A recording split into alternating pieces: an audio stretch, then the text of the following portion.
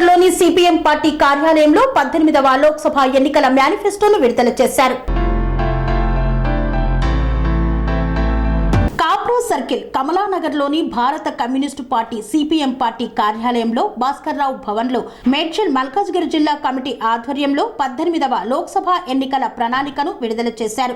ఈ సందర్భంగా సిపిఎం రాష్ట్ర నాయకులు సత్యం, రవి, యాదయ్య, సంతోష్లు మాట్లాడుతూ రానున్న పార్లమెంటు ఎన్నికల్లో కేంద్రంలోని బీజేపీ ప్రభుత్వాన్ని ఓడించాలని పిలుపునిచ్చారు. ఈడీని, సిబిఐని ఉపయోగించి తమ మాట వినని పలువురు నాయకులపై, ముఖ్యమంత్రులపై అక్రమ కేసులు బనాయించి జైలుకు పంపిస్తున్నారని ఆరోపించారు. పెద్ద సభ పెట్టాం. ఆ సభకి సునీత లక్ష్మారెడ్డి, మహేందర్ రెడ్డి వాళ్ళిద్దరూ వస్తారని చెప్పుకున్నారు. సునీత మహేందర్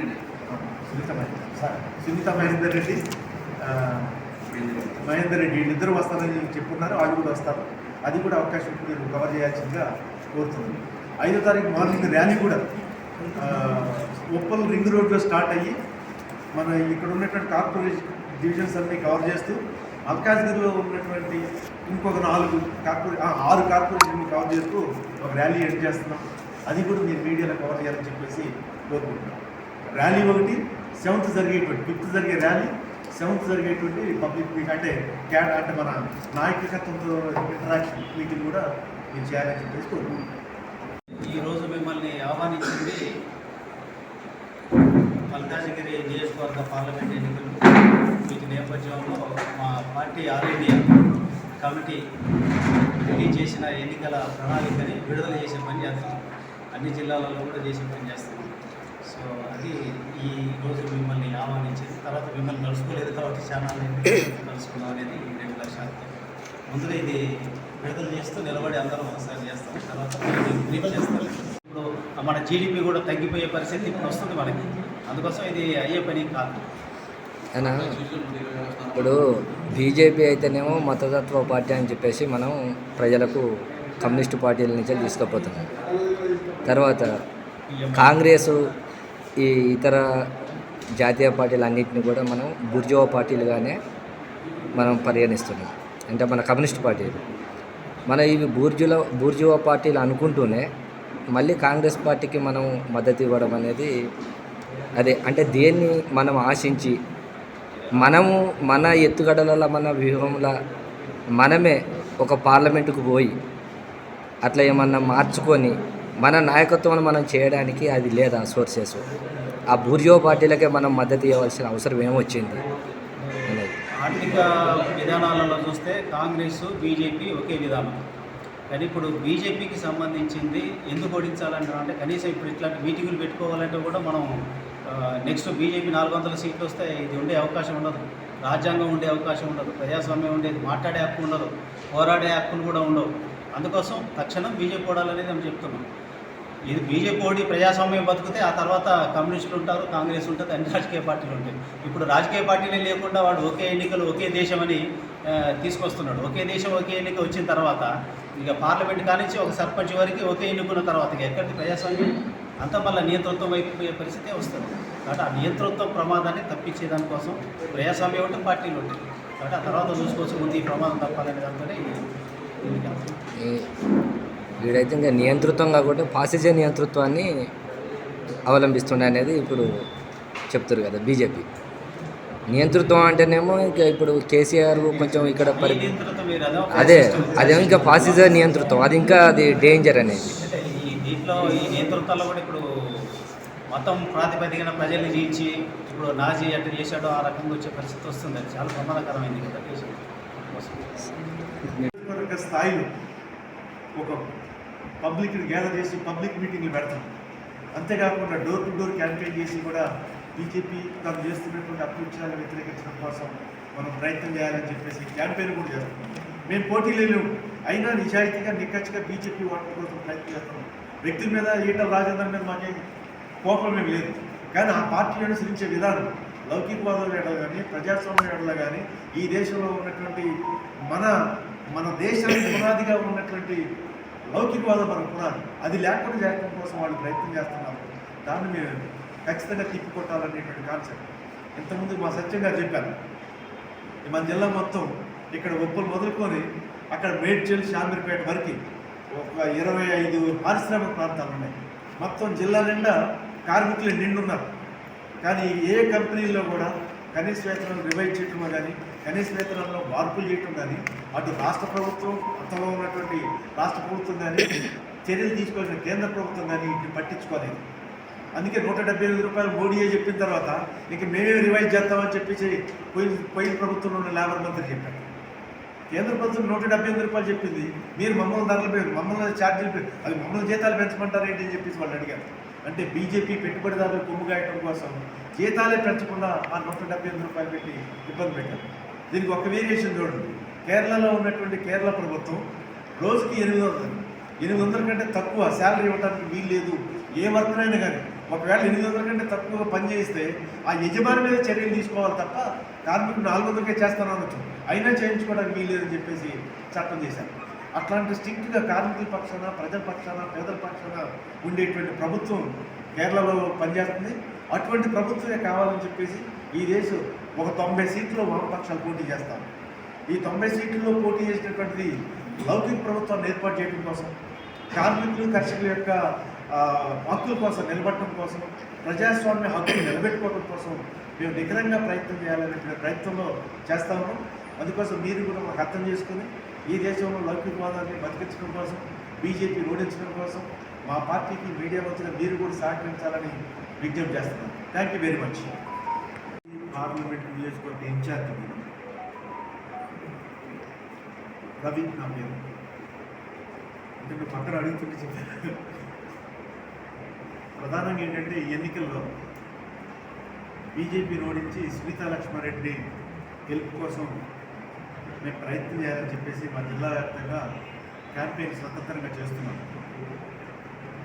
కాంగ్రెస్కి ఎందుకు మేము మద్దతు ఇవ్వాల్సి వస్తుంది అనేటువంటి అంశం ఏంటంటే ఈ దేశంలో ప్రజాస్వామ్యం బతికి పట్టగట్టాలన్నా, సెక్యులరిజం రక్షించబడాలన్నా, మనకున్నటువంటి స్వతంత్ర సంస్థలు నిజంగా స్వతంత్రంగా పనిచేయాలన్నా భారతీయ జనతా పార్టీ తక్షణమే ఓడిపోవాలి అని చెప్పేసి సిపిఐ పార్టీగా మేము కోరుకున్నాం.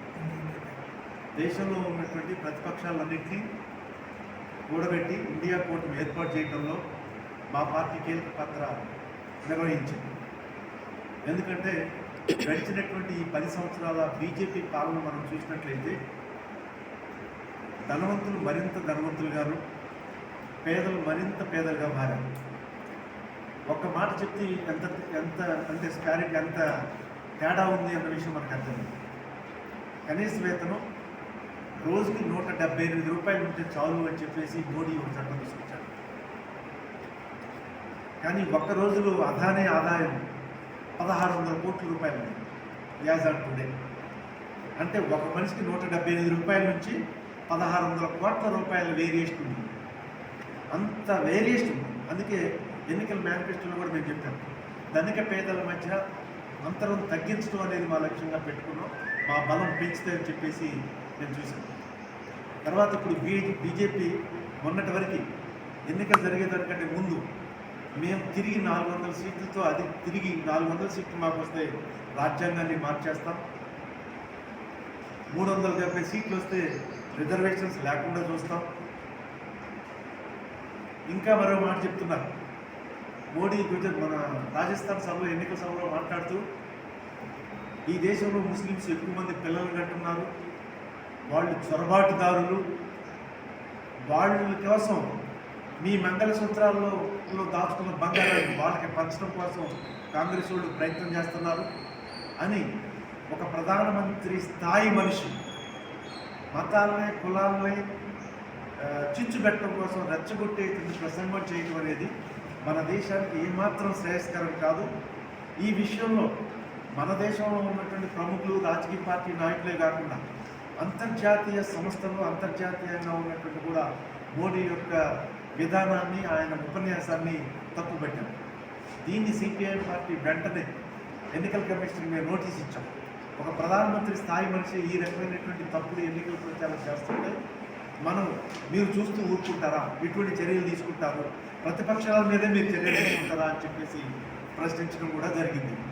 అందుకోసం భారతీయ జనతా పార్టీ అన్ని రాజకీయ పార్టీ లాంటి పార్టీ కాదు.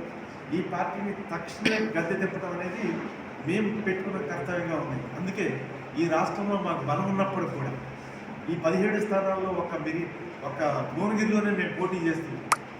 మిగతా 16 స్థానాల్లో కాంగ్రెస్ పార్టీ గెలుపు కోసం మేము ప్రయత్నం చేస్తున్నాం. ఎందుకు? Party and parcel of the India కూటమి, అందులో మేము భాగంగా చేస్తున్నాం. ఇక్కడ మనం అర్థం చేసుకోవాల్సినటువంటి ముఖ్యమైన పాయింట్ ఏంటంటే, ఇక్కడున్న మీరైనా మనమైనా ప్రజల సామాన్యులైనా భారతీయ జనతా పార్టీ ఓటమి కోసం ప్రయత్నం చేయడం కోసం మేము ఈ రాష్ట్రంలో, ఈ జిల్లాలో కొన్ని ప్రత్యేక క్యాంపెయిన్లు చేస్తాం. రేపు 5వ తారీఖు జిల్లా వ్యాప్తంగా మన ఈ నియోజకవర్గంలో ఉన్నటువంటి 7 అసెంబ్లీ సెగ్మెంట్లల్లో బైక్ ర్యాలీలు నిర్వహిస్తున్నాం. అంటే ఉదయం 9 గంటల నుంచి మధ్యలో చీలికలు తీసుకొచ్చే ప్రయత్నం చేశాడు. ఆ రకంగా బీజేపీ ఓడించాలని చెప్తాను. ప్రజాస్వామిక హక్కులు లేకుండా, పౌర హక్కులు లేకుండా చేయటం, అలాగే పార్లమెంటును కూడా ఇగ్నోర్ చేసి చట్టాలు ఎట్లాంటి చర్చ లేకుండా చట్టాలు చేయటం, ప్రజలకు వ్యతిరేకమైన చట్టాలు అనేవి తీసుకొచ్చారు. అట్లాగే రాష్ట్రాల హక్కులు హరిస్తూ పోతున్నారు. ధరలు విపరీతంగా పెంచారు, నిరుద్యోగం విపరీతంగా పెరిగింది. ఈ నేపథ్యంలో బీజేపీ మళ్ళీ తిరిగి అధికారంలోకి వస్తే ఆదాని అంబానీల ఆస్తులు విపరీతంగా పోగుపడితే ప్రజల యొక్క ఆస్తులు పోగొట్టుకునే పరిస్థితి వస్తుంది. అందుకోసం బీజేపీని తక్షణ ఓడించాలనేది డిమాండ్ చేస్తుంది. ప్రజలకి కోరుతున్న మద్దతు తెలియజేయండి. రోజు రోజుకు మీ పార్టీ యొక్క బలహీనపడుతుంది ఎందుకు? బలహీనపడడానికి చాలా కారణాలు ఉన్నాయి. మేము అనేక పోరాటాలు చేస్తున్నాం. తీరా ఎన్నికల టైంకి వచ్చేసరికి అనేక డబ్బు ప్రభావాలు కానీ ఇతరత్ర ఫ్యాక్టర్స్ కానీ పనిచేస్తున్నాయి. అయితే మేము కోరేది ఏంటంటే, ఎన్నికల సంస్కరణలు వస్తే దామాషా ప్రాతిపదికనగా ఏ పార్టీకి ఎన్ని ఓట్లు వస్తున్నాయో ఆ ఓట్ల షేర్ ప్రకారంగా ప్రాతినిధ్యం కూడా చట్టసభల్లో వస్తుంది. ఇప్పుడు అట్లా లేదు. 30% వచ్చేటోడు కూడా అధికారంలోకి వచ్చే పరిస్థితి ఉంటుంది. అందుకోసం అట్లా కాకుండా పార్టీల వారీగా ఎన్నికలు జరగాలి. దామాషా ప్రకారంగా ఓట్ షేర్ ఎంత ఉందో అంత ప్రాతినిధ్యం రావాలనేది మేము ఎన్నికల సంస్కరణను డిమాండ్ చేస్తాం. అది వచ్చినప్పుడు అనివార్యంగా వస్తాయి. ఈ కాంగ్రెస్ ప్రభుత్వంతో అలయన్స్ తీసుకోవడం కదా కారణాలు? బీజేపీని ఓడించాలి, దేశం ప్రజాస్వామ్యం నియంతృత్వ పోకడల నుంచి బయటపడాలి. ఆ రకంగా ప్రధాన కర్తవ్యంతో ఇలా కాంగ్రెస్ దేశవ్యాప్తంగా లౌకిక పార్టీగా, బలోపేతమైన పార్టీగా ఉన్నంతలో ఆ రకంగా కాంగ్రెస్కి సపోర్ట్ చేస్తున్నాం. బీజేపీని ఓడించే స్థితిలో ప్రాంతీయ పార్టీ ప్రధాన పొజిషన్లు ఉన్న దగ్గర తమిళనాడు కానీ, అలాగే యూపీలో కానీ, ఢిల్లీలో కానీ ఇట్లాంటి చోట్ల ఆపుకేస్తున్నాం. లేదు, కాంగ్రెసే ప్రధానంగా బీజేపీ ఓడించే స్థితిలో ఉంటే కాంగ్రెస్కి మద్దతు చేస్తున్నాం. సో ఆ బీజేపీని ఓడించే లక్ష్యంలో ఎవరు ముందులో ఉన్నారో వాళ్ళకి మేము మద్దతు చేసే పని చేస్తాం. ఇప్పుడు కేరళ లాంటి, అదే మీరు ఇంతకుముందు అన్నారు కదా, కనీసం రోజు కూలీ 800 ఉండాలని కాంగ్రెస్ ప్రభుత్వంలో తెస్తుందని అనుకుంటారా? అట్లాంటి భ్రమలే లేవు మాకు. కాంగ్రెస్ ఉన్నప్పుడు ఇదే ప్రైవేటీకరణ విధానాలు చేపట్టారు. కాంగ్రెస్ ఉన్నప్పుడు కూడా కనీస వేతనాలు తక్కువగా ఉన్నాయి. అవన్నీ పోరాడి సాధించుకున్నాం. కాంగ్రెస్ ఇంతకుముందు చెప్పినట్టుగా యూపీఏ ప్రభుత్వం, మొదటి యూపీఏలో మేము అనేకం పోరాడి ఒత్తిడి చేసి ప్రజానుకూలమైన చట్టాలు అనేకం తీసుకొచ్చాం. ఉపాధి హామీ చట్టం చేసుకున్నాం. అట్లాగే సమాచార హక్కు చట్టం ఇప్పుడు మనం అనుభవిస్తున్నటువంటిది, అది దాని మా ఒత్తిడి పుణ్యమే. అట్లాగే అటవీ హక్కుల చట్టం తీసుకొచ్చాం. ఇట్లాంటి అనేకం ప్రజానుకూలమైన చట్టాలు తీసుకొచ్చాం. సో రేపు కూడా కాంగ్రెస్ అధికారంలోకి వచ్చినప్పుడు ఖచ్చితంగా పోరాడతాం, కొన్ని సాధిస్తాం. కానీ దాని మీద అతిగా ఏం భ్రమలే లేవు మాకు. ఇప్పుడు మోడీ అనేది ఏంటంటే, గతంలో కాంగ్రెస్ ప్రభుత్వం ఎన్నేళ్ళు పరిపాలించిన చెయ్యని పనులన్నీ మేము చేసినాము, మాకు ప్రజల మద్దతు ఉందని చెప్పేసి అంటారు. అది బాగా ప్రజల్ని తప్పుదోవ పట్టించి కార్యక్రమం. ఇవాళ ఈ దేశంలో ఐఐటీలు, ఎన్ఐటీలు విద్యాపరంగా చూసినప్పుడు కాంగ్రెస్ తీసుకొచ్చినాయి. ఇప్పుడు ఈయన వచ్చిన తర్వాత ఏం ఐఐటీలు కట్టాడు, ఏం ఎన్ఐటీలు కట్టాడు. యూనివర్సిటీలన్నీ వాళ్ళు వచ్చినప్పుడు ఉన్నాయి. అలాగే సాగు రంగంలో కూడా కాంగ్రెస్ తీసుకొచ్చిన నాగార్జున సాగర్ కానీ, శ్రీశైలం కానీ ఇట్లాంటి అనేక ప్రాజెక్టులు కాంగ్రెస్ తీసుకొచ్చింది. సో ఇట్లా వ్యవసాయ రంగంలో చూసినప్పుడు రైతు రంగంలో వంగడాలు కానీ, మిషనరీ కానీ ఇవన్నీ తీసుకొచ్చింది కాంగ్రెసే. అలాగే బ్యాంకులన్నింటినీ జాతీయం తీసి బ్యాంకుల పరపతి రుణాలు రైతాంగానికి ఇచ్చింది కాంగ్రెసే. సో ఇట్లాంటి కొన్ని ప్రజానుకూలమైన పబ్లిక్ సెక్టార్స్ ఇప్పుడు ఉన్న పబ్లిక్ సెక్టార్ కట్టిందంతా కాంగ్రెసే. కాబట్టి ఇప్పుడు ఒక దేశం ఒక అడుగు ముందుకెళ్ళటంలో, ఈ స్థితికి రావడంలో కాంగ్రెస్ కాంట్రిబ్యూషన్ ఉంది, లేదనేది లేదు. ఇప్పుడు బీజేపీ చెబుతున్న ప్రపంచంలోనే 3వ స్థానంకి తీసుకొస్తున్నాం మన భారత ఆర్థిక వ్యవస్థను అంటారు. దీని బేసు అక్కడే ఏర్పడింది. ఇప్పుడు ఇదే విధానాలు కనుక వీళ్ళు చేపడితే మనం అడ్వాన్స్ అయ్యే పరిస్థితి ఉండదు. మనకున్న మానవ వనరులన్నింటినీ కూడా వినియోగించుకొని, ఇప్పుడు చైనా అంత అడ్వాన్స్ అవుతుందంటే అక్కడ ఉన్న మానవ వనరులన్నీ వినియోగించుకొని ఇవాళ అమెరికా తర్వాత చైనానే ఉన్నది వెరీ షార్ట్. దాంట్లో 22 ట్రిలియన్ డాలర్లు అమెరికా ఉంటే 17 ట్రిలియన్ డాలర్లు వీళ్ళది ఉన్నది. తర్వాత జపాన్ ఉంది. తర్వాత మనం మనకి అమెరికాకి చైనాకి చూస్తే నాగలో కనుకున్న తేడా ఉన్నది. మనం 3 ట్రిలియన్ల దగ్గర ఉన్నాం, 5 ట్రిలియన్లకి ట్రై చేస్తున్నాం. 22, 17 ఎక్కడ, 5 ఎక్కడ?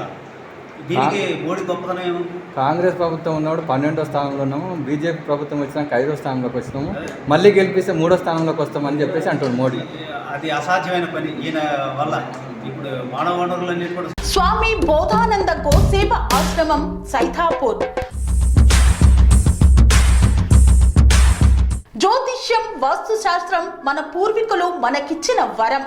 దుర్గాదేవి, కాలభైరవ ఉపాసనతో వాక్సిద్ధి పొందిన శ్రీ శ్రీ బోధానందగిరి స్వామివారు మీకు ఎలాంటి సమస్యలున్నా, వాటిలో ముఖ్యంగా ధన నష్టం, ఆరోగ్య నష్టం, భార్యాభర్తల మధ్య గొడవలు, ప్రేమించుకున్న వారు దూరం అవడం, ఎన్ని సంబంధాలు వచ్చినా పెళ్లి ముడి పడకపోవడం, రోడ్డు ప్రమాదాలు, అప్పుల బాధలు, వ్యవసాయంలో నష్టాలు, పెద్దల మాట పిల్లలు వినకపోవడం, ఆరోగ్య శాంతి, గృహశాంతి, మనశ్శాంతి లేకపోవడం, ఇలాంటి సమస్యలు ఉన్నట్లయితే ఒక్కసారి స్వామీజీని కలవండి. మీ సమస్యలకు తగిన పరిష్కారాన్ని పొందండి. అంతేకాక అన్ని రకాల వ్యాధులకు గోపంచకవ్య మరియు మూలికా వైద్యం చేయబడును. నమ్మకంతో రండి, ఆయురారోగ్యాలతో వర్ధిల్లండి.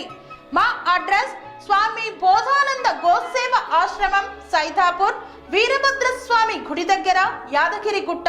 సంప్రదించవలసిన నెంబర్ 9849213754 మరియు 9618034138.